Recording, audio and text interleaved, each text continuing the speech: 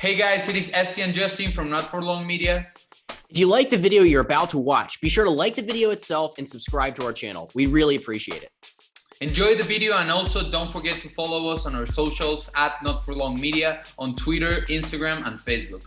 What is going on, everybody? This is your host for Not For Long Media, Colin Thompson. Jack in the back's joining us. Jack, how you doing, man? Doing good. Another busy weekend in sports. It wasn't the usual sports, though. We'll talk about it more, but we had some Derby action, some F1, all that fun stuff. It was definitely a different weekend than the usual and NFL draft, or usually football is always in the news for once. We had a quiet football week. A quiet football weekend. Embiid loses the MVP race. The NIL world is exploding. F1, which took over the weekend and almost trumped the Derby in a way. And Dick Vitale is cancer-free on a positive note. So there's tons that happened this weekend. I don't want to bury the lead, though, which we do every week here. At least I do every week here. And that's the great Larry Flowers joining us.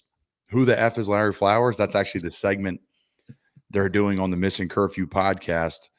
Check them out. It's an awesome hockey podcast that two former NHL players, Shane O'Brien, Scott Upshaw, who played in Philadelphia, and now Larry goes on once a week, and they talk about the NHL. Larry Flowers is a famous jeweler. He's been a jeweler for several NFL players, specifically during the St. Louis Blues Stanley Cup run, where he was a part of the whole kind of Jack's, the private club in South Philly. That's for the Mummers Parade, and the Blues played in Philly.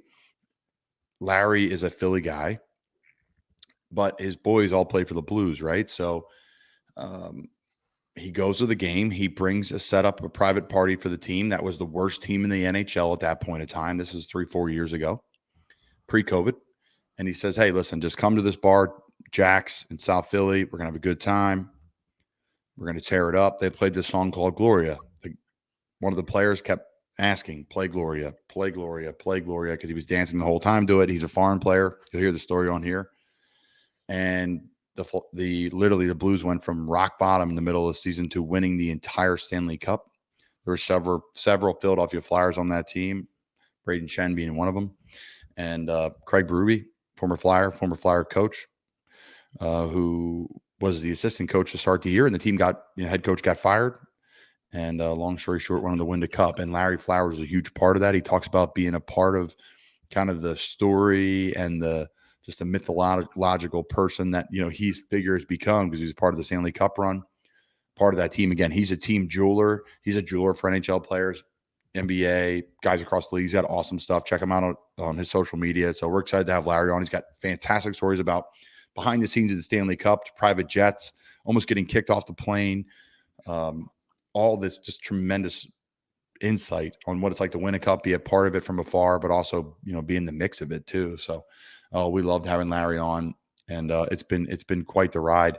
The last couple of weeks, we've had some amazing guests on: Shannon Spake, Mike Golick Jr., people like Larry Flowers. So the list goes on and on. There'll be more to come. It's going to be probably some more hockey-based stuff, because the NHL playoffs are here, and they're near and dear to my heart. So, Jack, I had the chance this weekend to actually go to the Nashville Predators game. My wife and I flew to Nashville just Saturday morning, caught the game, and flew back Sunday. A quick flight from Charlotte, and met the Bozeman family over there, our new center here in Carolina. So I had some fun in Nashville. Got to check out the game. What a cool environment for those that have been in Nashville maybe to party and have a good time, and bachelor or bachelorette party or whatever you're going there for. Catching a sporting event there or a concert right at the Bridgestone Arena, right off of Broadway, literally right on Broadway, is unbelievable. I mean, the crowds of people, you literally walk right out of the bar or restaurant right into the stadium, and you're just having a blast. And you get to, have the whole experience of being at a Predators game in the Music City. It's just different than a normal environment at a game. I was waiting for people to start booing the refs when they came on the ice. It just didn't happen. I was waiting for maybe a little bit more coordinated chance, like there may be at a Flyers game. It just didn't happen. But the overall ambiance, the feel, the pageantry is like nothing else. They have live music between each intermission. It's a much different vibe than maybe when I grew up going to Flyers games or games in the Northeast, like at Madison Square Garden. So I digress. What a cool environment it is to go to Nashville. You ever get a chance to catch a game there? It'd be tremendous. They need an NBA team there. Obviously they have NFL. I mean, they're probably up soon enough. I mean, I would have to assume they're going to expand 2 at a time. I know they're looking into it. There have been consistent rumors. It's probably Seattle's the definite one they'll probably go back to, and I think it's up between Vegas and like Tennessee, Nashville area. I feel like that's got to be the 32nd team if they're going to expand. Yeah. Well, there's a ton of money now, so I'm sure they'll expand, and Nashville's expanding, so shout out to the Bozems for taking care of us the weekend. That was an awesome experience, but there's so much to go into. But for you, the Sixers fan, I have to just throw up the jump. The Sixers have tied the series 2-2. Embiid has come back off the bench with the mask, the hand, the whole nine. We know it. He's being a warrior. He's just could be more of a Philly player right now. Everyone's loving it. But he got snubbed. He did not win the MVP. Jokic did out in Denver. What are your initial thoughts on that, Jack? Man, I mean, everybody talks about this Nikola Jokic guy. He must be killing it. I can't wait to see when his next game is. I mean, that's the bottom line to me, honestly. I mean, you get destroyed in the first round. You avoided the sweep. You lose in 5 to Golden State. And I mean, I get the numbers, but they're saying, no, he's like, it's historically the best offense when he's on the court and the worst team ever to exist when he's off the court. I forget the exact statistic that shows. I think it's just offensive rating, defensive ratings. But I mean, the thing is, I mean, that's the plus and minus of doing these awards and voting right before the playoffs, because it's always for the regular season. I guess that's what they have the finals MVP for, is somebody who the best performer from the postseason. But it's just a shame for Embiid, who dominated a couple of games against Toronto before his injury, took his team through that, and now he's fighting against Miami.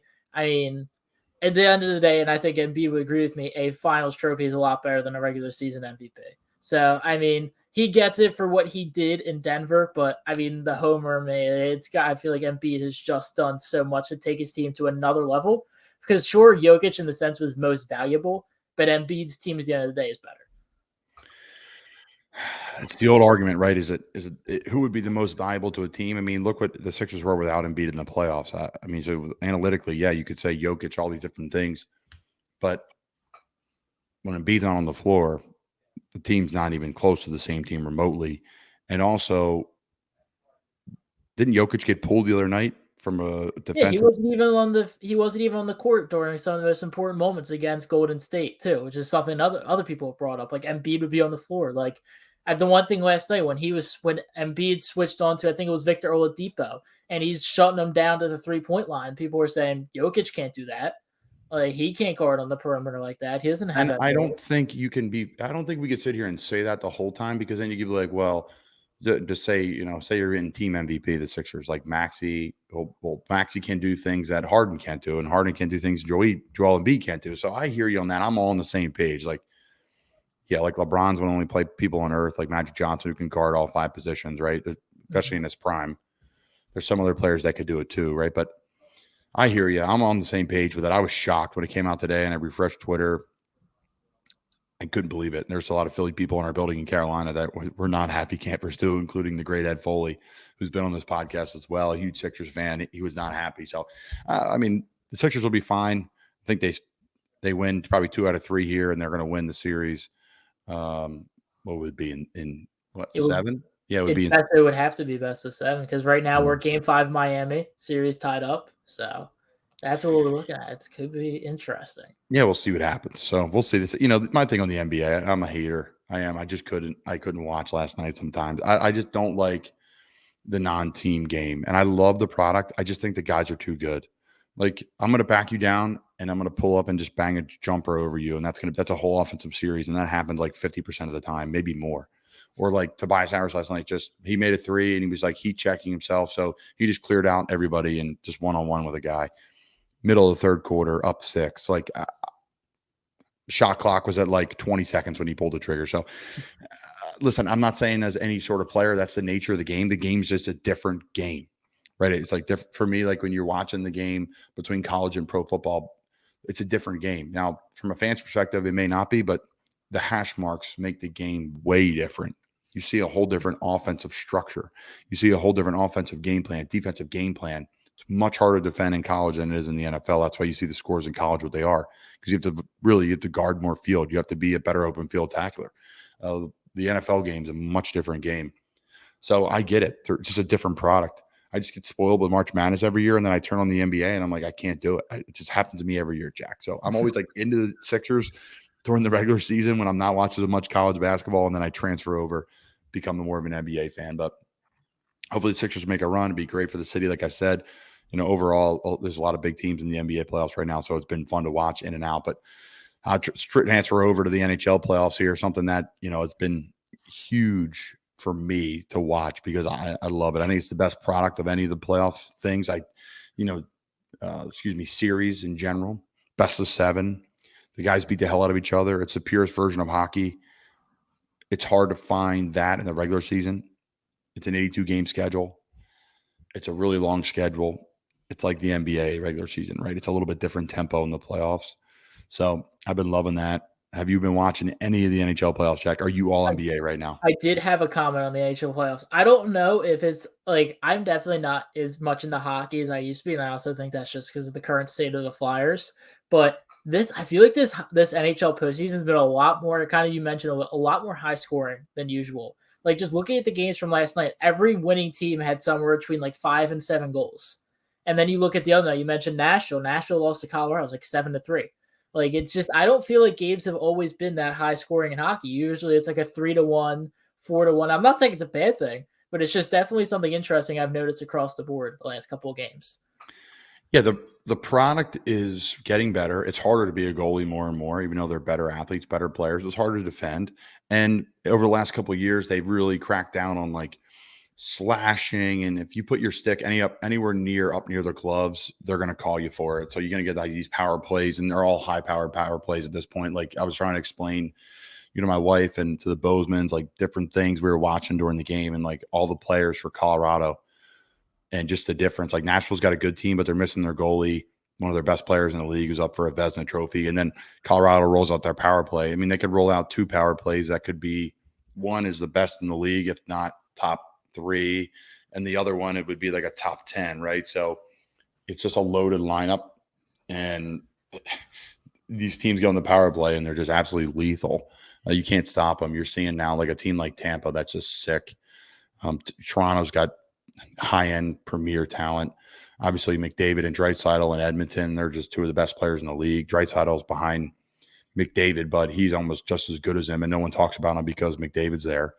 So, yeah, I mean, the NHL topic's not as popular as maybe the NBA, but the product is so good right now. The fighting, the toughness, the grit, the Boston-Carolina series has been great.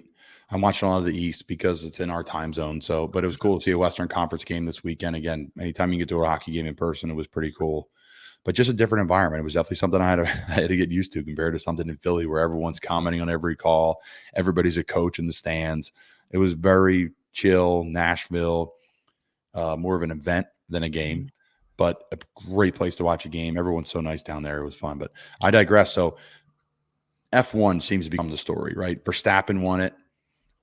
Team Red Bull. I'm starting to, figure out my way through F1 now. Shout out to NASA George, who's been pushing it on me, but it's the thing, right? It goes in Miami. They announced that a couple months ago that it was going to be in Miami, but it was a who's who. It felt like it was the Derby in a way. Patrick Mahomes, Serena Williams, David Beckham, right? You have absolutely big names like a Tom Brady's hanging out with this person. Michael Jordan's hanging out with this person. It's become a who's who, and that's what the Derby was. This weekend was the Derby as well. And Rich Strike won it 80-1. So there was a lot of, people surprised by that, but there was just so much, it was a lot going on this weekend, NFL news wise, even though there wasn't, because guys, Tom Brady's in the headline for F1. All the guys it's a huge NFL event, the Kentucky Derby. People traveling to that and having a good time because it's the off season. We work Monday through Thursday. So it's a unique time for players to get out, to have some fun, to do the Derby. But now F1's a thing. We had, some players across the league, posting that they were down at F1. So it's a cool event. Did you watch the Derby or did you watch it, F1? I watched I kept my eye on the Derby because as funny as it is, it was, I mean, the comeback of that race was absolutely ridiculous. But the one thing, my best friend, one of his friends from school was down at the Derby for whatever reason. Now, I don't know why, but they were betting on the horses. And he told me one off like on like Thursday or whatever. And I was like, all right. And then I get a text last night or 2 nights ago. And he goes, my friend just won $30,000 betting on that horse. I don't know how much, what exactly it was. It was like, I don't know exactly how the horse betting goes, but this kid made out big. I mean, that is insane. Kudos to that kid. Shout out to winning big on that. But I mean, the Derby is always just I mean F1. I've seen more of it, and I think there was like a Netflix documentary or something came out, like kind of like detail like the background of like the racing companies and all that sort of stuff, like the rivalries, the drama behind it. That's something that's definitely on my to watch list because I do want to get like I was really big into NASCAR as a kid, and I think F1 is probably a natural progression from that. So I mean, I definitely want to check it out more. It does seem really interesting and fascinating, like the upgraded car designs and like how it's gotten super much more faster than it was even a few years ago. So I mean, I'm definitely interested in it. Talk about the money being pumped into a sport. Wealth Advisory Services, if you don't know them, you should, folks. The best part about Wealth Advisory Services is they are nationwide. Yes, they're located just in Doylestown and they're Cape May, New Jersey, too. We talk about going on the shore and being available in Bucks County right out of Philadelphia, but they're nationwide. I had friends this week that were talking to Paul from Chicago. I had a friend this week talking to Paul from Texas. So they have an awesome team there, and they have literally people in almost every state that they work with and you know, manage their wealth. All different shapes and sizes of wealth looks like, but we're so fortunate to be working with the team, wealthadvisoryservices.com. Again, you should know them. You really should. The market's been crazy. The housing market's crazy. You need a plan. You need a game plan. Just like us on game day. Look no further than our friends over at Wealth Advisory Services. Check them out. Paul, Dave, and their team of 100 years of experience in their office. So, no, F1 was absolutely crazy. And like I said, the finances behind it, you're going to need Wealth Advisory Services because it's real. I mean, look at Netflix. The stock, I bought them, right? I bought the stock too late, just like everybody else. But I bought the stock because why not? The place is, right? It's become, the show has taken off. Like how many things, think about the power of Netflix. We're going to make a show about a league, and now the league's going to become one of the top leagues in the world. Like it was internationally known before, right? Like people know F1 around the world, just like soccer, right? But not everyone may be watching soccer in the States. But out of nowhere, now they're opening up shop in Vegas, Miami. What's next, right? They're already, I know they spend time in LA. I'm pretty sure there's a race in LA already. So that's a huge jump. That's a huge market that everybody wants. Everybody that's international wants the American market. That's why Premier League teams come over here in the summer and play like whatever games just to spend a week in Miami and, you know, play in Miami Stadium. But the American soil, the American dollar, the American follower is what it seems like. I don't have the facts in front of me, right? That's a no-brainer. Is, you know, they're going to expand. You see the NFL expanding into other countries where it may be a good partnership for them. But, you know, just like the NFL is trying to grab, you know, people from Europe, well, the Europe's trying to grab people from the U.S. watching, and that's what Premier League's done. I watch Premier League every week. Tottenham died this weekend against Liverpool. At least they got some points. But who are you wearing? Leicester City. Leicester City, get out of here. So, yeah, long story short, I love the commitment out of you. It's great, but I'm rambling on. My point is, though, F1 is taken off because of a Netflix TV show. That is nuts. That is nuts.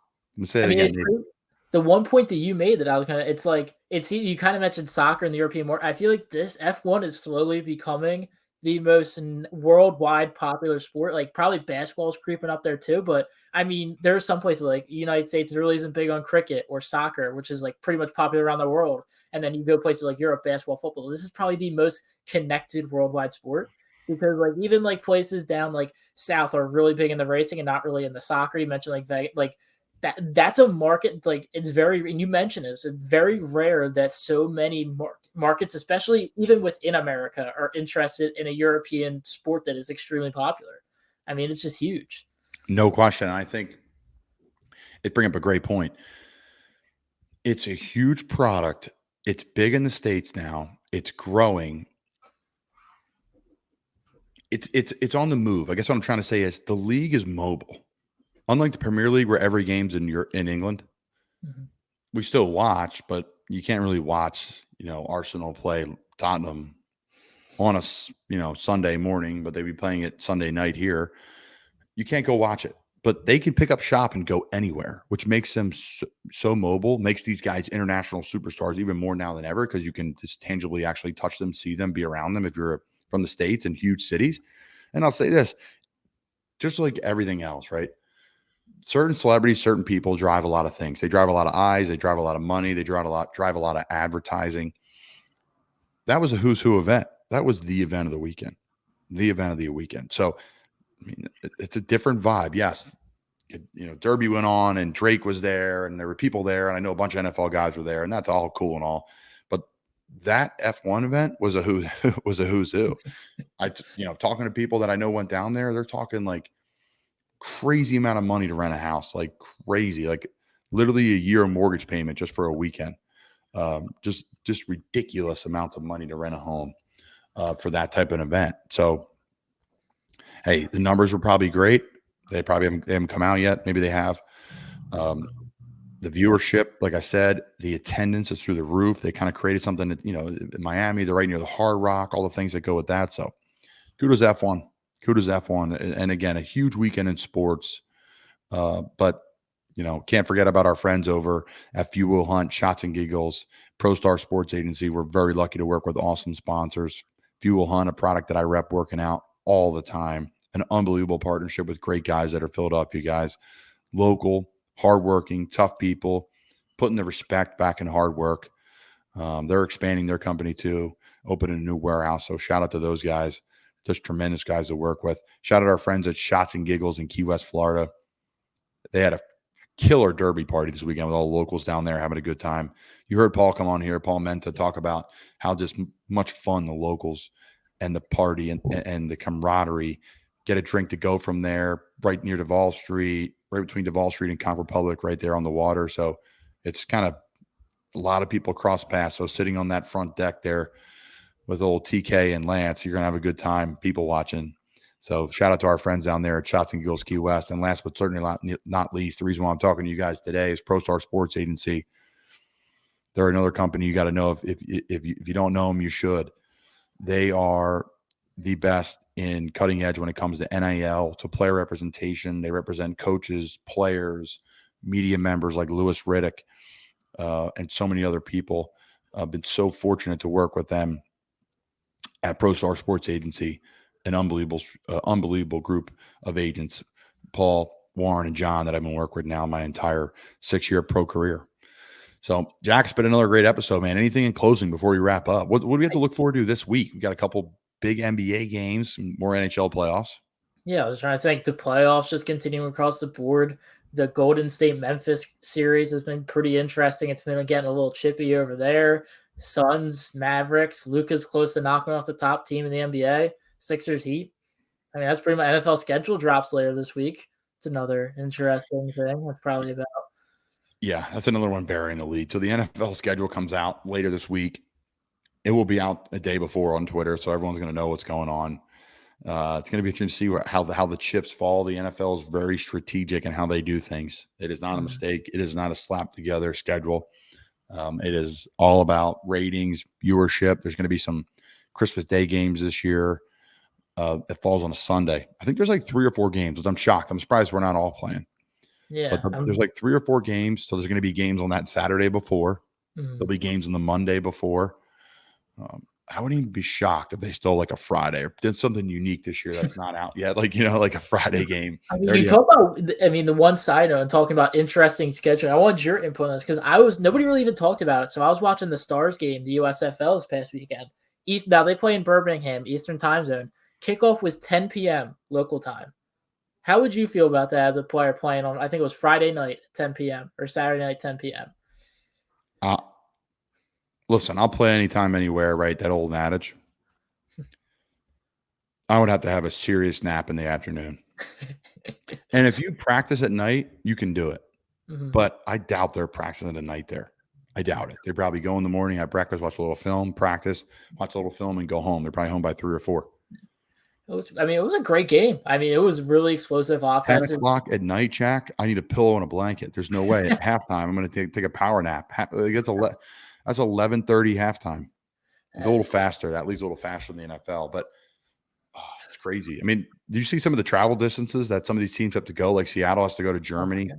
I saw it's like 36,000 miles in total, or 26,000, something like that. And then meanwhile, Pittsburgh doesn't leave their time zone once a season. They stay in the Eastern time zone the whole year. Yeah, so they play their division, which is right there. Everybody's right there. Cleveland, Cincinnati, Baltimore.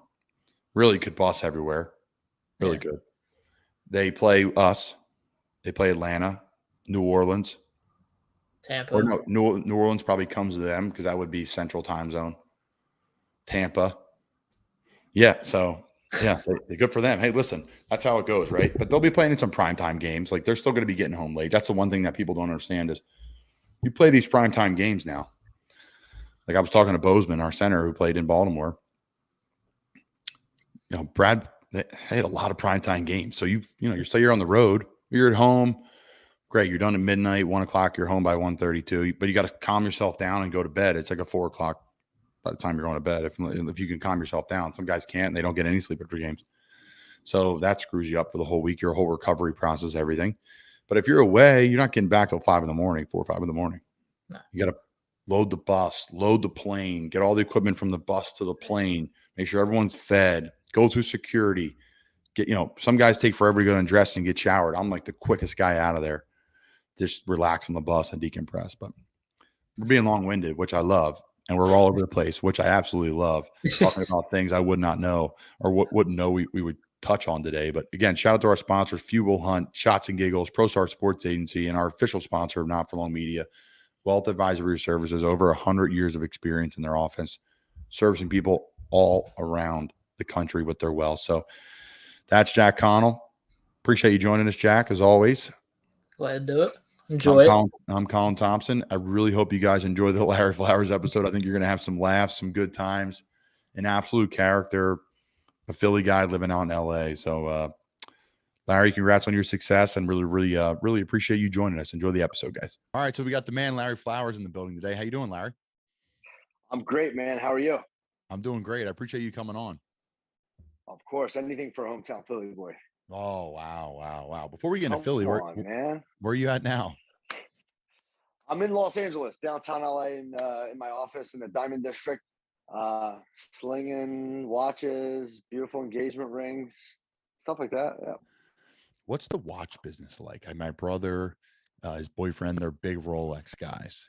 And I'm not, they bought them a couple of years ago, right? So they're like, hey, listen, this watch is worth X now. I'm like, well, okay, I didn't know that. Can you explain that industry to me and the listeners? Because I don't know anything about it.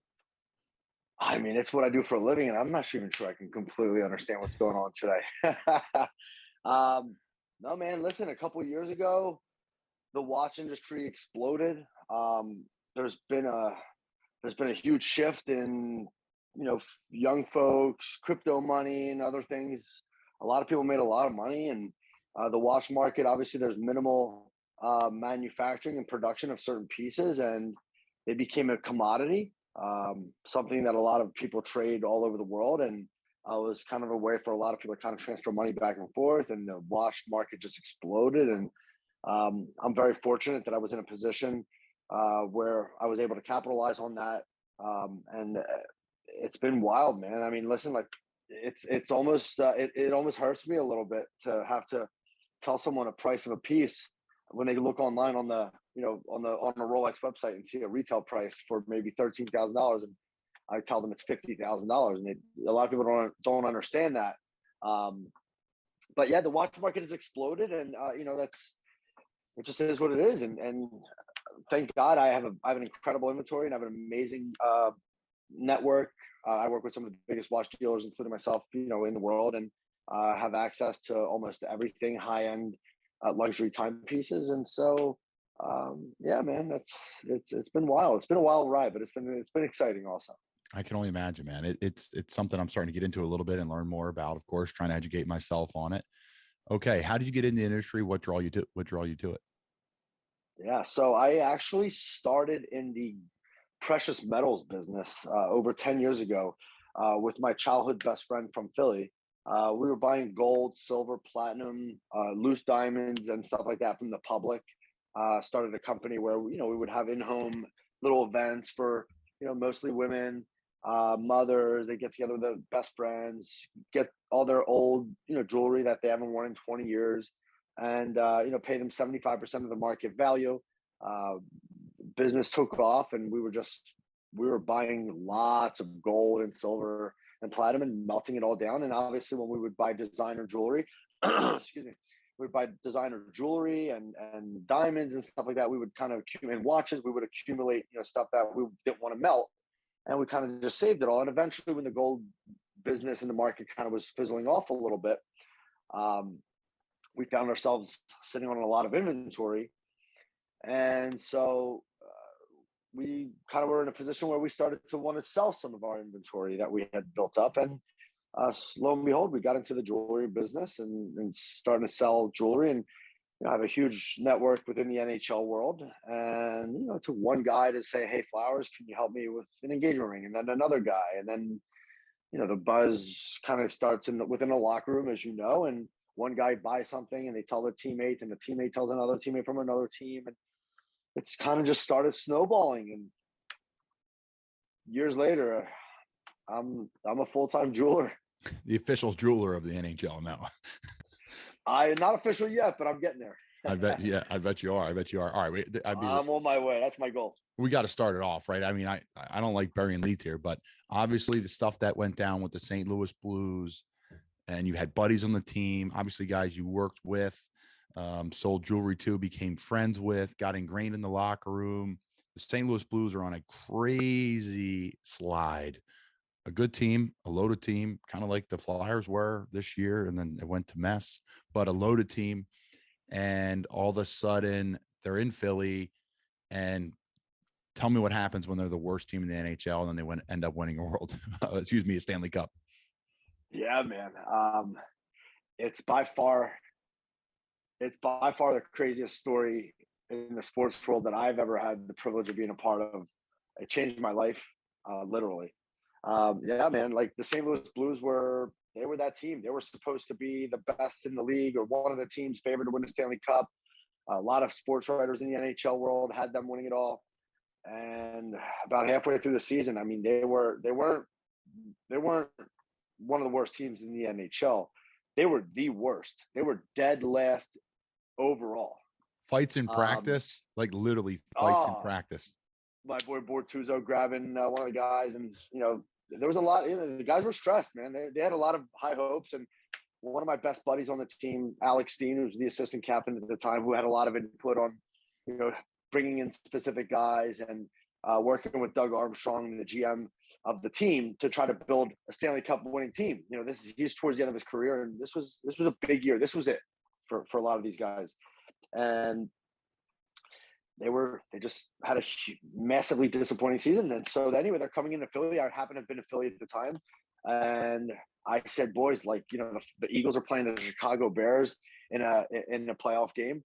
I think a bunch of you guys might want to just come out with me. Let me take you to this local members only, guys only, little private club in South Philly. Let's have a little, we'll have a little party. It'll be a lot of fun. We'll watch the Eagles game. It'll be fully catered. We'll have a DJ. It'll be a lot of fun. The guys in the neighborhood will love it.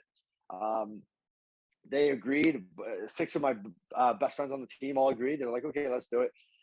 And basically they're on the way to the bar, to the club. And I'm getting text messages from Bortuzzo like, hey, are we in the right area? Like, guys are kind of nervous. These are all Canadian guys and European guys, and they're driving through the streets of South Philly. They're getting a little nervous. I said, no, don't worry. You guys are good. You'll be fine. You're in good hands. South Philly's the best, the most underrated part of Philly, in my opinion. 100%. I have very close ties to South Philly. Some of my best friends in the entire world live in South Philly. Shout out to the Hubbard Hole. Shout out to Albert, all the guys that live down there, man. My buddy, my good buddy lives right behind Chickies and Pete's there. He lives actually now towards downtown a little bit more Center City, but he was in the Packer Park area. Yeah, of course. So they showed up, and it was like a hero's welcome. These are all blue collar good guys, and to have a bunch of guys in the NHL coming into their establishment to have a good time with them, to watch the Eagles game, was a big deal to them, and they treated them. I mean, the place went erupted when they walked in. Anyway, we had a really good time, and the boys really enjoyed it, and we had a DJ playing. South Philly, they play a lot of like 60s music, classic rock, classic rock, And so so Alex Steen and I are sitting at the bar at one point of the night and having a heart to heart, and he kind of has his head down, like, man, I thought this was it, Flowers. Like, I thought this was going to be our year, and it's not looking like that's the case. And he was really down, and I'm trying to pick up the spirits a little. It's gonna be all right. Season's not over. Just you got to keep plugging. And that song Gloria was playing by Laura Branigan. DJ he played the song, and we look over and we see Robbie Fabry, who's an absolute beauty. He's a good kid, and he likes to have a good time. And we look over to him, and he's listening to this song that he's never heard before. Gloria, Gloria. It's a great song. And he had never heard it. And we just look over and we watch him, and he's dancing and he's yelling. And when it ends, he starts screaming, play Gloria, play Gloria. I love this song. I've never heard this song. Play Gloria. And we giggled it, and they played the song again for him. And Steiner looks at me and he says, like it was nothing. He looks at me, he says, man, I'll take anything at this point to get this team going. I'll tell you what, if we win tomorrow against the Flyers, I'll play this song in the locker room, a little victory song for fun. And we both giggled and didn't think twice of it. Anyway, the night ends. We had a great time. Next game, Jordan Binnington plays his first NHL game for the St. Louis Blues and gets a stud. And his first NHL start ever against the Flyers. And they shut out the Flyers 3-0. And after the game, Steiner plays the song in the locker room, a little victory song. And we have a huge group chat, most of the team and myself. And they're all like sending like funny pictures and videos of the song to me and like, hey, Flowers, we did it. Hey, here's the song. Haha. Next game, the Blues play and they win a game. And they win again. They play the song again in the locker room. And we're on the group chat and we're having a good time. Next game, same thing. Next game, same thing. I shipped them a couple T-shirts from the bar. They start wearing the T-shirt. They start taking pictures with the T-shirt. They have a little bit of momentum going on. They're sending me pictures. I'm sending it to all my friends. I'm sending it to Paul Bisonet, Ryan Whitney from Spittin' Chicklets. Like, they're asking me what's going on with the Blues. We know what went on. We saw some stuff on Instagram. Before you know it, they go on a full-on tear. And in order to climb out of the cellar in the NHL, it's very difficult because you get a point for a tie, right? So even teams that are struggling, that are ahead of you, can kind of still maintain. But that said, they went on a tear. They went into the break where me and a couple of the guys from the Blues went to Cabo, came back from Cabo. Then they went on a 10-game win streak. And now the story is starting to really get momentum. And so if you're on a skid, Ryan Whitney and Paul. If you're on a skid, you just got to go party with Flowers. I mean, it won't kill you, I guess. Won't hurt you. What were Whit and Biz saying? Yeah, so they reach out. Biz would reach out, and he's like, Flowers, what's going on here? Because there's some rumblings, and this team's kind of like picked up some momentum, and we know about what's going on with you because those are my good buddies too. And they said, why don't you come on the pod and tell the story, like what went on?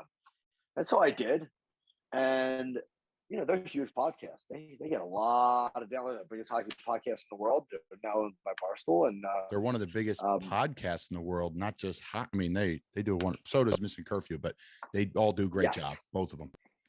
Yes. And I went on, and the story really, really exploded. It got some national attention.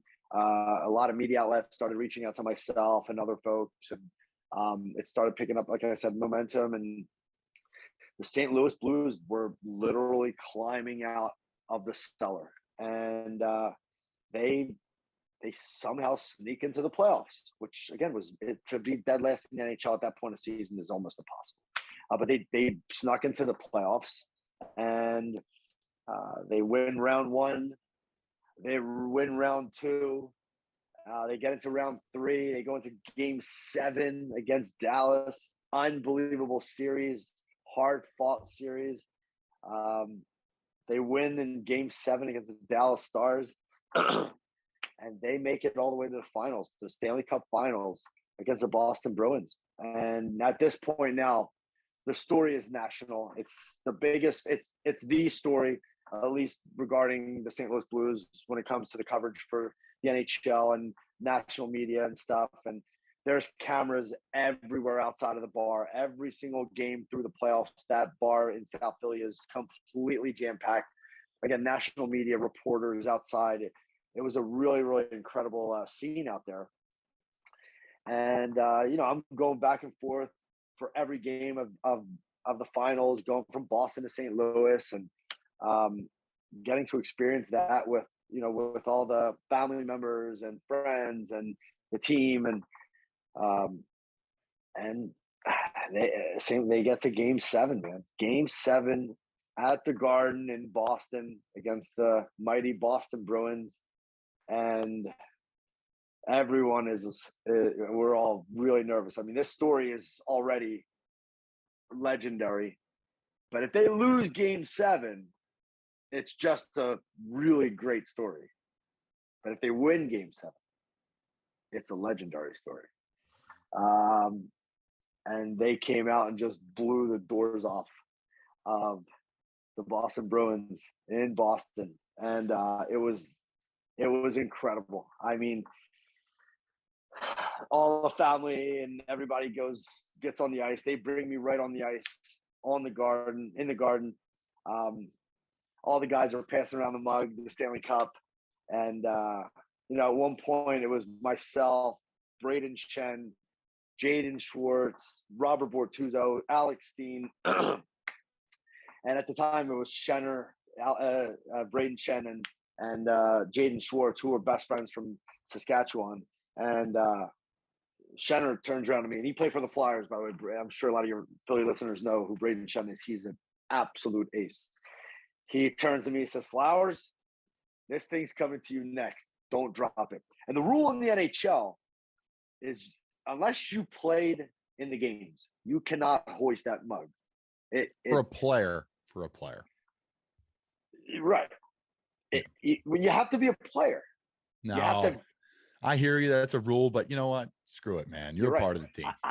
Yes. So there was a lot of back and forth. We'll get into that. But he turns around and says, "Flowers, this thing's coming to you. Don't drop it." I go, no. He goes, "It's coming." So he turns to me and he hands me the Stanley Cup, the greatest trophy in all of sports.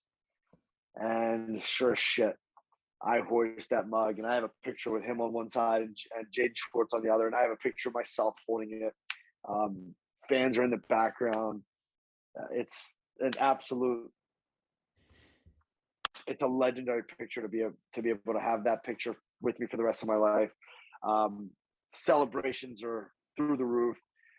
Myself and all the family and the team all fly back to St. Louis for obviously the partying and the celebrations and the parade. And so anyway, Robert Bortuzzo, who's another one of my best friends on the team, says, "Flowers, you're coming on my part of the parade. You're coming on my float." Yeah. So it was him and I and his family, and I'm in the parade. And listen, I've been to the Phillies World Series parade. I went to the Eagles parade. This was elite. This parade in St. Louis, their first Stanley Cup. They're a diehard hockey town. They're as old as the Flyers. They came into the Flyers, into the NHL the same year as the Flyers did. And this thing was, I think they totaled almost 1.5 million people at the parade.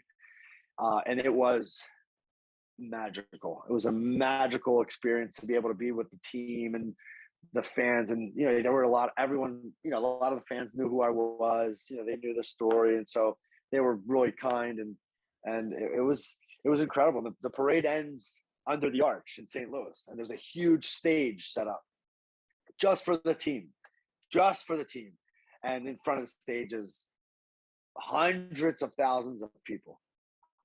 And we finally get to the end, and we walk around the stage. Everybody meets, once all the floats meet up, we all meet behind the stage, and the whole team is walking around to the entrance of the stage.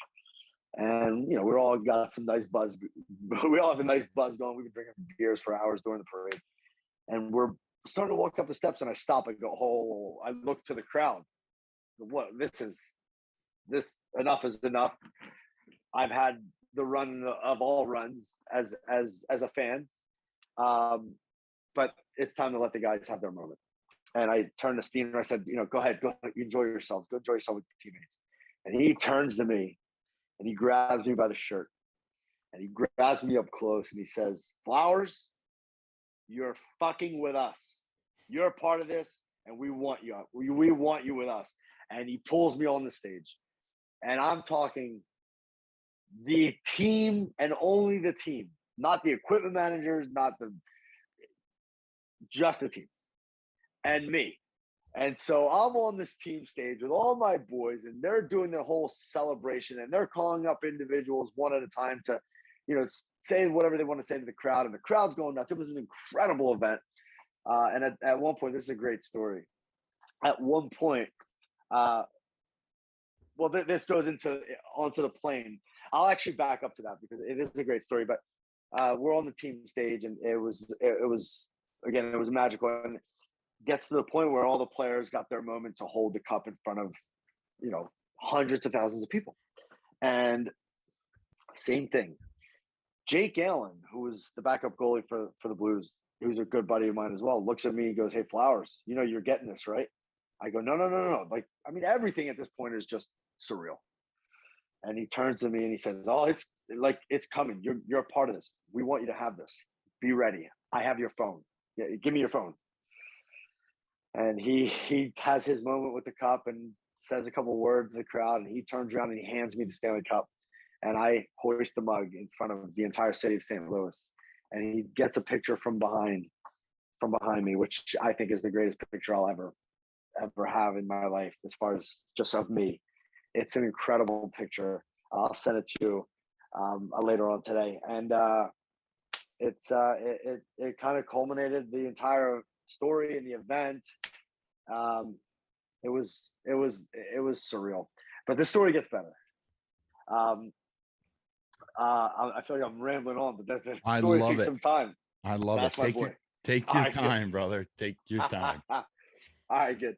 So we finish on the stage, and the entire team gets on the team bus, including myself, and we go back to Enterprise Center, the Blues Arena. And as a unit, we all go back into the locker rooms where our bags were, and we all jump in the cold plunge one at a time. Cold plunge. From cold plunge to the showers, we're all showering together. We're laughing. These guys just won the Stanley Cup. What the fuck, right? Yeah. The Stanley Cup. And I'm a part of it. And we're showering together. We're laughing. We're telling stories, and we're talking stories about the crowd and guys throwing and whatever. And we all kind of get ourselves together. And next to me in my stall was a kid named Blaze. Okay. Sammy Blaze. And, we're laughing, we're getting dressed, and this is going to be great. We're getting on the team private plane to go to Vegas to really blow it out. So we're all getting dressed, and we finally all get to the private jet, this huge jet. Like, we get on, we've got the Stanley Cup in there with us. We have this one company, this restaurant from St. Louis, that Italian restaurant, amazing restaurant. Who picked up the tab on the jet? I think the owner did. Wow. I think the owner did. Yeah. And we get on, and there's just more Italian food than you could ever imagine. And Patty Maroon's he's on the front of the plane with the Stanley Cup on him, with the top full of spaghetti meatballs, and he's eating out of this cup from the top. And I'm in the back with me, Steiner, Ryan O'Reilly, who's now the captain of the team, Bortuzzo. We're all in the back of the bus. We're just having a good time. And all of a sudden, Sammy Blaze, who was sitting next to me, is sitting 2 rows in front of me, says, I can't find my wallet. I need my ID. You have to show your ID. It's still an aircraft, and you have to show the captain was collecting IDs to make sure everything made sense. And he can't find his ID. And everyone's like, man, what's going on? Like, what do you mean you can't find it? Someone stole my wallet. So I think somebody stole my wallet in the locker room. That's how he talks. And we're like, what the hell's going on here? And for some reason, I was thinking to myself, what if I stole his wallet and got caught, and this whole moment was ruined, which would never happen. And I was so overwhelmed with emotions. It was a thought that crossed my mind, just even by accident. Like, what if I stole his wallet? And people were like, what the fuck? but I would never do that. So I'm sitting there and we're all just kind of looking around, and it's becoming an issue because we can't take off. So finally I said to myself, let me put, I don't know why it was in my mind. I'm thinking this is so surreal that something's got to go wrong for me. So I said, you know what, let me check my wallet just to ease my mind. So I reach in the back of my back pocket and I pull out my wallet, and I'm like, it's my wallet. This is actually my wallet. Okay. And I said, it's my wallet. Thank God. And I open it. This is not my wallet. Holy this is Sammy's wallet. And Steiner looks at me and he's like, these are some of my best friends. So they know I wouldn't, but they're like, what the hell is going on here? Why do you have his wallet? And then O'Reilly, and then Shenner, and then they're like, why do you have his wallet? And I go, hold on. And I feel in my side pocket, and I have another wallet in my side pocket. We have the same exact wallet. And he was sitting next to me in the stall, and his wallet was on the bench, and I thought it was mine. And so I scoop it and put it in my pocket. And the plane erupts in laughter. They never would think that I would steal a wallet, but it was just a joke of it, right? And the plane erupts. Now, we're about to take off, but the pilot comes back and goes, guys, we have a little bit of an issue. There's literally one too many people on this flight. We're looking at the itinerary and all the details. There's one too many people on this flight. We have 3 guys in the front that are handlers of the Stanley Cup. They always have 3 guys that are in charge of the cup. Get And off. I would be like, dude, you're out. They didn't account for me when they were doing the checklist, right? The itinerary and everything. They just didn't account for me. It slipped their mind. And so we're all looking around and we're like, fuck, it's because like I'm the one guy that wasn't on the list and there's not enough seats. Steiner, who's the man, looks at me. He looks around and he goes, I got this. Walks to the front of the plane, leans over, starts talking to the guys that are handling the Stanley Cup and the pilot, and kind of looks back and gives us one of those like thumbs up. And we're like, what's he doing? What's going on? And again, he looks confident, gives us a thumbs up. All of a sudden, the third guy who's in charge of handling the Stanley Cup kind of gets up and walks right off the plane. They sent him commercial. They said Flowers is not getting off this flight. So pay for the ticket. Sure. Yeah, exactly. And so we fly out to Vegas. The flight was incredible. And on that flight, Alex Steen tells a great story getting back to on the stage. Alex Steen, we're all telling stories, and Alex Steen stands up. He goes, I got a story, boys. He goes, we're on the team stage, and everyone's drunk, and we're having a great time. And Doug Armstrong, the GM of the St. Louis Blues, walks up to Steiner from behind and kind of puts his arm around him, and he's drunk as a skunk. And he gets really close in his ear, and this is Steiner telling the story, and he says, hey, who the fuck is that guy? And he points to me, and I didn't know this until obviously he's telling the story on the flight, but who the fuck is that guy? And Alex Steen says, oh, that's just Larry. Don't worry about Larry. And Doug Armstrong kind of walks away, and about 5 minutes later, he comes back stumbling, drunk as can be, and he puts his arm around Alex Steen, and he says, hey, I don't remember signing that fucking moron. Because Doug Armstrong really, he doesn't really, he's like, who the hell is that? He doesn't recognize my face and whatever, he's too busy, being a GM. And the plane is erupting, and we finally get to Vegas. We have the time of our lives. We were 2 days in Vegas, just blowing it out, and from there, me, Robert Bortuzzo, Joel Edmondson, Fabs, Robbie Fabry, and Jaden Schwartz, we all fly back to LA. We rent a sick house right in Beverly Hills. We have a week vacation in Beverly Hills and just really just enjoy ourselves and the good weather and the pool and going out to nice dinners. And to this day, look, I'm not a kind of guy that likes to toot my own horn, but a lot of people consider it the greatest folk story legendary folk story in the history of the NHL. I mean, my experience was something I'll never forget. I'm forever grateful that I was a part of it. And look, to be completely to shift gears a little bit, my friend that I had mentioned earlier that I started in the gold business with, Randy Stern, my childhood best friend, who passed away a couple years before to mental illness, which was a very, very trying part of my life. I had to reset my entire life, my business. He was my business partner. I went through a lot of trials and tribulations after he passed away. It was one of the hardest experiences of my life, if not the hardest. It was actually the year that the Eagles won the Super Bowl, which was another story, which is crazy as it gets. That was literally the year the Eagles won the Super Bowl, about 6 months later, which was very emotional for me. But yeah, I had to basically reset my entire life and my business and start all over. And 2 years after that happened to Randy, where we lost him, this story happens, and it completely catapulted my name and my business and my life to another level, thanks to the help of some podcasts, including like Spit Chicklets and my friends and the hockey world, and just getting my story out there. And it really changed my life, not only for personal reasons and to tell a great story and to be a part of a legendary Stanley Cup champion team story, but personally in my business life and my personal life, truly in my personal life. I'm forever grateful in a million ways. And, I take a lot of pride in what I do now in my business because of some of those factors. Yeah, it's what can I say? It's a wild story. It is a wild ride.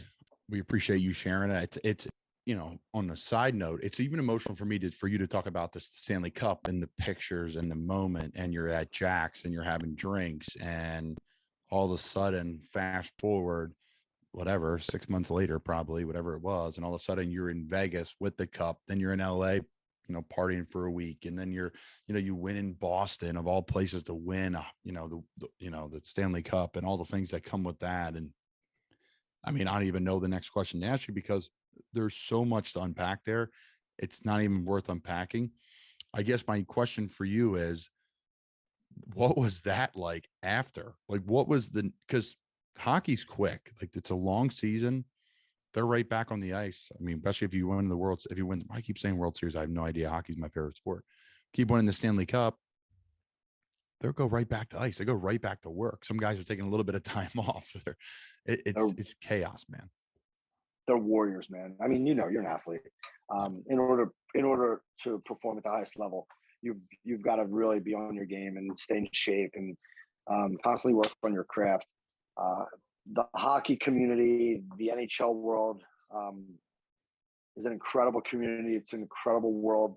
I have the privilege of having best friends in my life that are all now retired NHL players, two of which played for the Flyers, our hometown Flyers, Scotty Upshaw and Joffrey Loophole, absolute legends and beauties. Shane O'Brien, one of my best friends who played a long time in the NHL, Eric Nystrom. I have a long list, but I had the privilege of watching these guys and how they perform on a daily basis, how they are in the off season, and how they take care of their bodies and what they eat and stuff like that. So not Shane, but the rest of them. Especially yeah, he likes to eat though.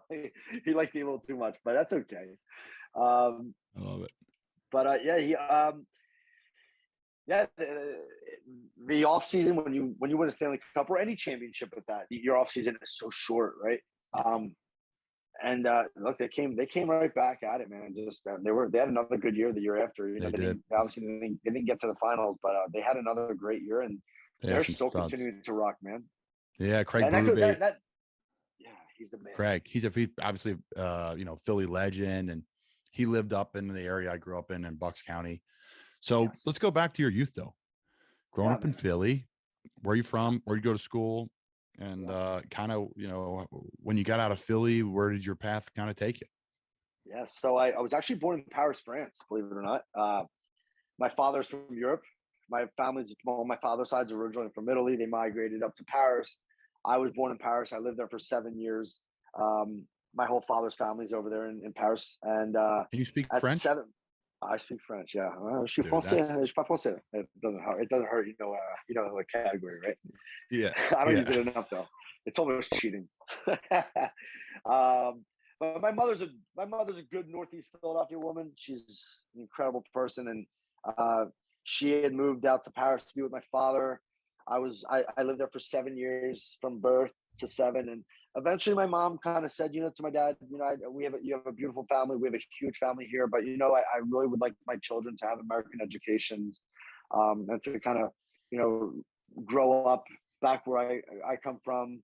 I think it might be better for them. My father's family came from amazing people, but not a lot of money, tough situations, tough neighborhoods, and so my father agreed, and we moved to Northeast Philly, where my mother's from, and I grew up in a great area in Northeast, Bustle on the Red Line area, and met my best friends and had a great childhood. Went to George Washington High School, Philadelphia Public School in the Northeast, right on Bustleton there. Graduated high school with Kevin Hart. Him and I were in the same class. It's a shame They that have a we went lot to of school together, because if it wasn't for him, I might be the most famous guy in that school. they have a lot of notable people that have. No, they do. I played with Sharif Floyd at Florida. He was a first round pick. Of course, Stud. yeah. Stud. What's he doing these days? So Sharif had Sharif had a quad injury when he was with the Vikings. Now he's coaching the University of Florida. He's back there, doing a great job. A Philly legend, does a lot for the community. Great guy. Great. One of the reasons why I went to Florida. That's why I got the Gator shirt on, the Gator mug. I saw that. I'm a Temple Owl. My wife went to Baylor post grad, but we met at Florida undergrad. Amazing. So yeah. So it's a great I place. was with I got something real quick about Baylor. I just saw him last night. His name's Austin Mills. Do you know that name? Maybe I should, but I do not. He's a YouTube legend, basketball player. Played ball at Baylor. He went to Beverly Hills High. One of as good a shooter as it gets. I mean, his trick shots and shit. He's all, I don't know, but anyway, he's a big Baylor guy. He went to Baylor. They won it all last year. He wasn't on that team, but anyway, he'd be a great guy to maybe get on the pod. All right, we'll get him on the pod. So what was after George Washington? Yeah, so graduated from George Washington. I went to school for 1 year at Nichols College, just outside of Worcester, Mass. Played hockey there for a coach named John Carter, who was a 7th player award winner for the Boston Bruins, who lost his eye. He played with one eye for a little bit. Awesome coach. It was his first year coach.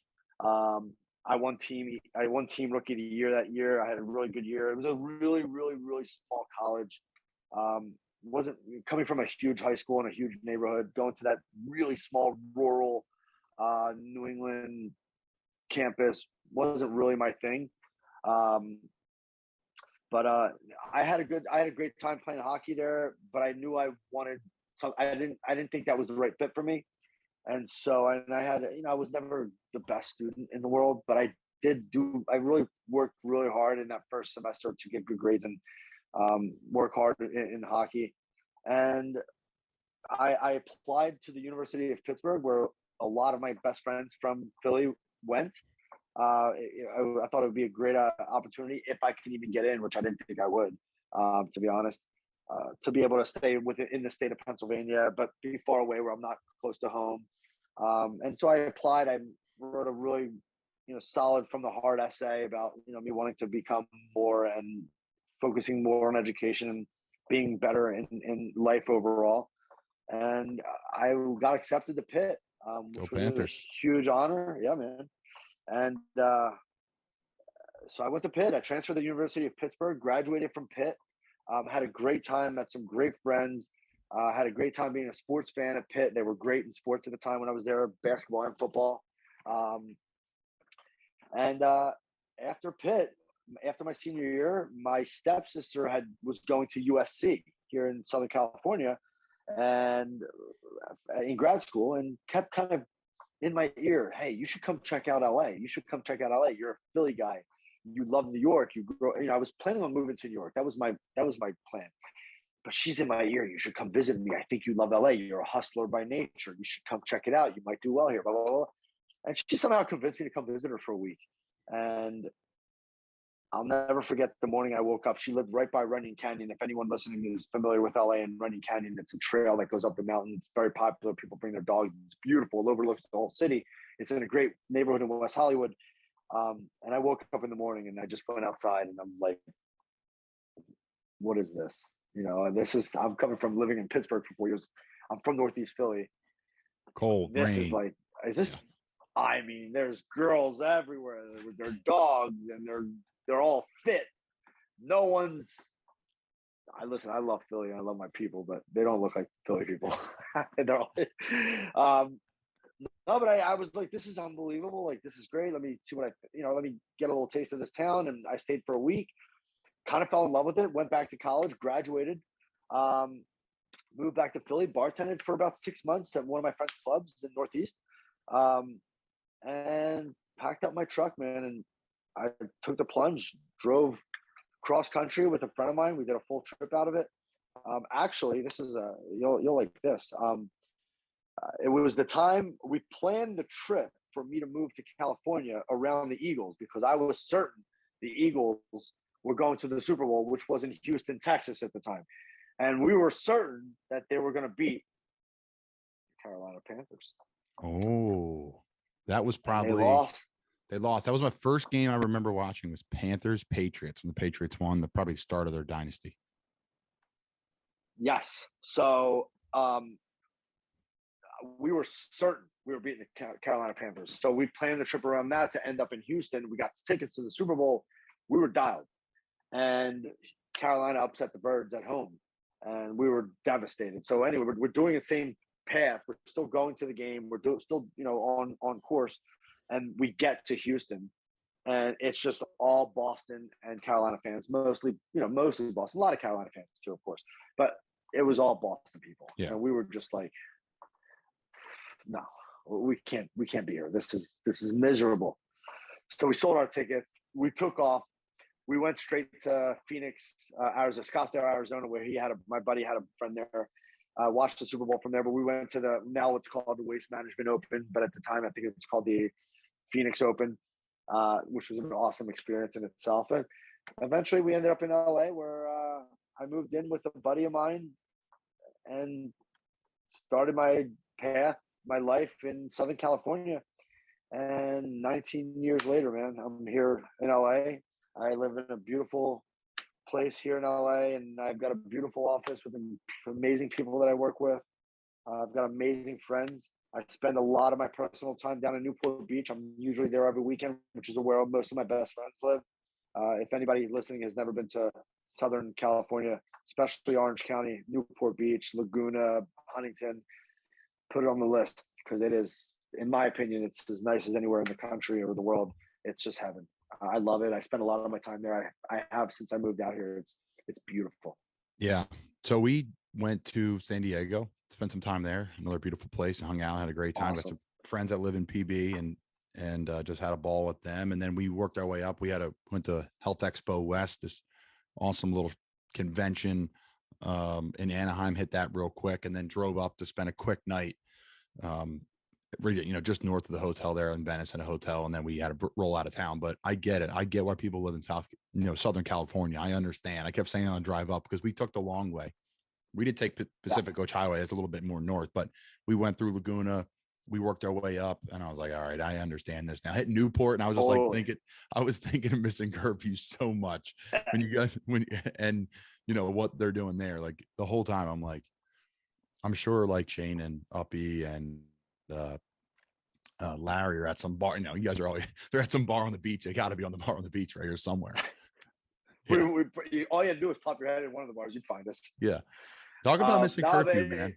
Yeah. I was just about to get into that. So, Missing Curfew is an incredible podcast. It was started by Shane O'Brien and Scotty Upshaw. Shane O'Brien now always had this vision. So Obi, for those of you who don't know Shane O'Brien, he was a tough guy in the NHL. He's a Port Hope, Ontario native, big, strong Irishman with big old paws on him. And he loves to mix it up. And he was a mean son of a gun on the ice. And but he loves the game. He's a hockey purist. He can talk the game. He understands the game. He's old school in nature. and he's always wanted to continue past his career to get involved in media within the NHL. And so he had a vision to start a podcast called Missing Curfew. Him and Scotty Upshaw did it together. Also, they had our boy Jimmy Hayes, who played in the NHL for a long time, who we lost this year. Very, very sad story. Very sad. It was he was a great friend, and he brought a lot to the table with the podcast. We lost him, but Uppy and Obi still obviously continued on with the pod, and it's more of it's really a guy's guy podcast. They generally like to bring on what's called friends of the pod. A lot of podcasts bring on people, which is the standard. Bring on people that you don't know. You want to learn about them. You want your listeners to understand, to learn about someone and their stories. But Missing Curfew kind of had a little bit of a different spin where they really wanted to bring on friends. And my boys in the NHL, Obi, Uppy, Loops, like they were anybody that knows the NHL that played in the NHL would look at those guys as, those were guys. If we wanted to have a good time and we wanted to be quote unquote, like we wanted to be in a cool crowd, like you go hang out with those guys. They were studs right? in Philly. Oh, Loop on Upshaw were absolutely studs in Philly. Fuck, they didn't hold back, man. Nobody was safe in Philly. No. Dry Island. Yeah, man. So yeah, exactly. So so they started the podcast. It's still rocking and rolling. It's growing exponentially. They've made me a part of it from day one. I like to, in my group of best friends, I like to consider myself, if not the funniest, one of the funniest, but I think I'm the funniest. You're a great personality to be on the show for sure. Again, I heard you on Spittin' Chicklets. It all started. The first time you were on Chicklets was probably because of the blue stuff, right? It was, yeah. So that kind of boom kicked you off, and exactly. Yeah, and then you're a mainstay on the show. It's a great show. I'm a Chicklets fan. I'm a hockey fan. Everyone knows to listen to that, and they do amazing work. They're top in the world. Yeah. But like you said, Missing Curfew is a different angle. It's a different. Actually, Rear Admiral's been on the pod. Rear Admiral's our #1 podcast. What? Over Adam Schefter, over Christian McCaffrey. My buddy Mike Burton was big too. Are you serious? That's actually amazing. He was so gracious. He retweeted everything. And then all the guys were liking it. Like it was unbelievable. It was more than I don't expect anything other than just appreciate you coming on your time. And he went above and beyond. So yeah, that's awesome, man. That's great. The hockey community is awesome, man. It's such a great community. It's an incredible community. It's very, very close knit. There's 1 degree of separation for anybody that's in the hockey world. It really is a special place. I'm honored to be in some capacity still involved in the hockey world. Most guys, not all, but most guys that play in the NHL or in the hockey world or fans, I get a lot of business from that world. It's great to know that I can still serve that community and be a part of it and be a part of Missing Curfew podcast. Missing Curfew podcast and I just brokered a deal. They're going to be giving me my own segment every other episode for about 30 minutes. Wow. which is going to be incredible. It's going to be called, there was a joke that goes back years back within people in the hockey community that would say, who the fuck is Larry Flowers? I keep hearing this guy, who the fuck is Larry Flowers? And so I created this little idea, which was the name of the original episode that I did on Missing Curfew. The name of the episode was called Who the Fuck with an at thing instead of the U. Who the fuck is what Canadians always say. Who the fuck is Larry Flowers? That was the name of the episode, and that's going to be the name of my segment. And it's going to be an interactive opportunity for fans to, chime in through our social media platform and ask me questions, whether they be personal, whether it be about my opinions on sports, whatever sport, hockey or football or whatever it might be. Talk about jewelry, watches. We'll go through with the producers and kind of figure out what we like and what questions we want to kind of dive into and create a segment out of it and see how it goes, man. But a lot of people, I'm so grateful that a lot of the listeners really do. I get a lot of people talk shit too. They like to chime me a little bit, but that's okay. You're a Philly guy. That's what expected. You weren't from Philly. Totally. If you were from South Beach, you'd be way different. Like, oh, it's just Larry Flowers. But And being a Philly transplant, Totally. Philly transplant is such a fun thing because Philly's everywhere. The Northeast is everywhere. I don't know why, but we're literally everywhere. It's crazy. Like we spent a ton of time in Key West, Florida, and everywhere you go, every bartender, every other one is like, "Yep, I'm from Philly. I'm like, really? It's like crazy, man. It's great. There's a big. I'm sure there's a big group in LA. Oh my goodness. First of all, I went to the Lakers Sixers game last night here at Crypto.com Center. It was packed with Philly people. When the Eagles won the Super Bowl in the Super Bowl year, they played in LA twice. They played the Chargers and the Rams in LA, and both of those games were easy 70% Eagles fans. It makes your hair on your arm stand up. That's how crazy it was. We played at home this year. We should have beat the Birds. We were winning, handily 2 scores throughout the game. I remember the game well. They blocked the punt. And really, the games, we couldn't get a couple first downs. It was just a mess. And then they end up winning. But on our last drive, we had to go silent cadence in Charlotte because it was so loud. Come on. No way. Made me sick. But I get it. Larry. But I get it. Hey, listen, man, I didn't grow up an Eagles fan. I grew up a diehard Flyers fan. I've grown to become a Sixers fan. I've grown to become a Phillies fan. I was lucky in high school. The Phillies were rolling. It was like 100-win seasons every year. All the aces. It was incredible. It was incredible. Like that was such a unique thing for me. So I just had family members that like were in and out of the NFL coaching or, somewhat playing. So we followed their teams, that's why we were doing that. But obviously supporter of the Eagles. But yeah, for them to,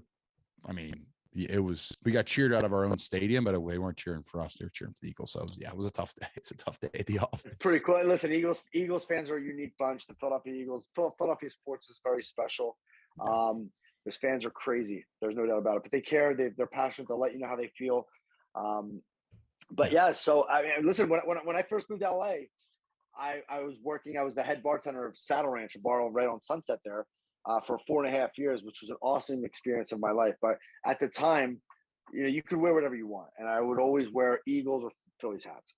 I still pretty much do. Yeah. And I would meet people from all over the world, and there'd be people every weekend and from all over. And that Phillies hat or that Eagles hat it's like the Batman, like the light, right? It's like when someone is from Philly and they see that, they, no matter what, they come up to you, they let you know, hey, where are you from? How are you? Good to meet you. What's going on? Let's be friends. It's guaranteed. Every other bar we walk by in Pacific Beach when we were in San Diego, like who's claiming the Eagles, right? Because you could see it. Like if you're a bar and you're opening a business, it's brilliant to fly an Eagles flag out there. Brilliant. Because traveling wise, right? I think the Ravens are in that part too. There's really big Ravens. Like I know a lot of Ravens fans. That's why probably, but I just know like Eagles, Pittsburgh, Green Bay. It's chaos, but it's specifically Eagles because you're right. People come up to you like they don't. Great, you could be wearing a whatever St. Louis Cardinals fan, but people, you could be from St. Louis too. Like no one says a word, but something about.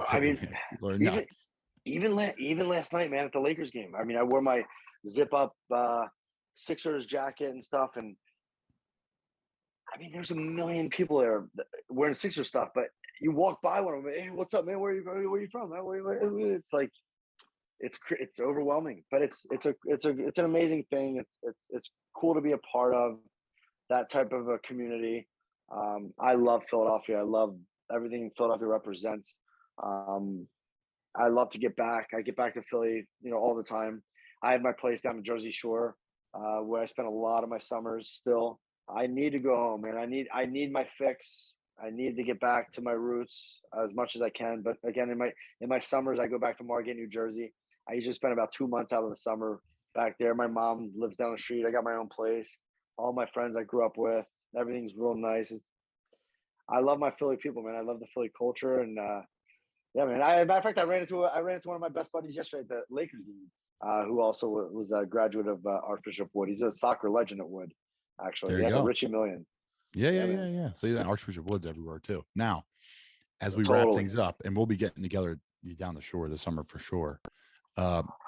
As we wrap things up, all right, I'm buying a watch. I'm a new watch buyer. I want to get in the Rolex game. I'm a simple guy. I don't like a lot of bling, a lot of flash. What am I buying? Yeah, no, great question. So you can never go wrong with a nice Datejust. You know, whether you want to do smooth bezel or fluted bezel or Jubilee or Oyster Band, they're great timepieces. Listen, I'm really big in. It's one thing for someone to want to sell a client anything.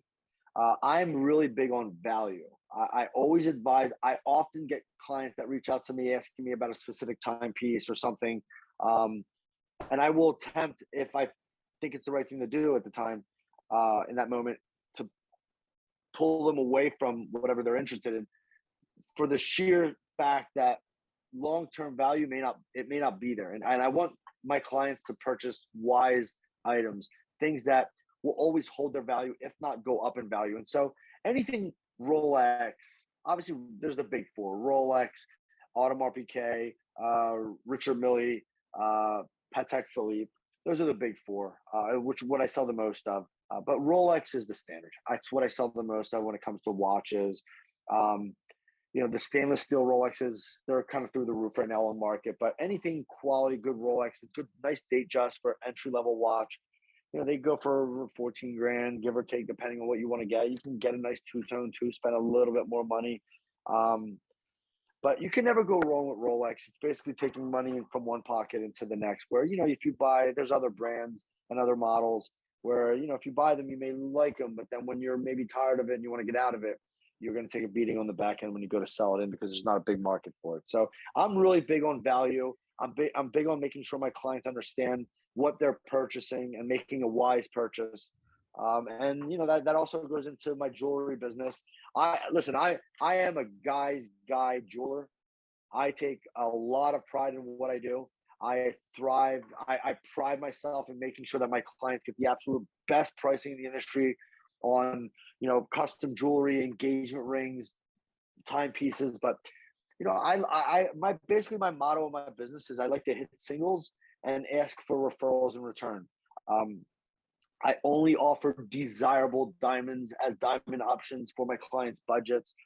Basically the same exact diamonds that I would offer to my best friends for every individual client, making sure that it's more than just color and clarity, but having them understand, you know, the measurements and the make of a diamond when someone is getting engaged. There's so much detail that goes into diamonds where you know, I don't want to talk bad about anybody else in my industry, but you know, my industry does have a bit of a reputation for people trying to take advantage of clients, and it's not in my nature to do that.